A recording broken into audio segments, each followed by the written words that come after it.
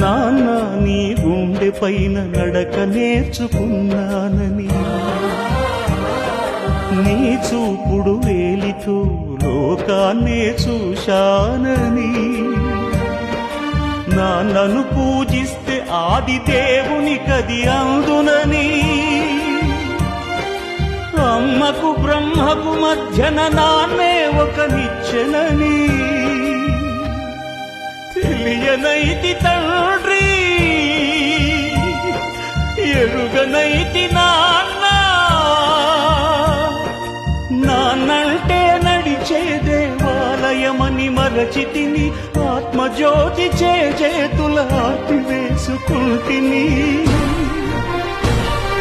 మరచిపోయి కూడా నన్ను మన్నించొద్దమ్మా.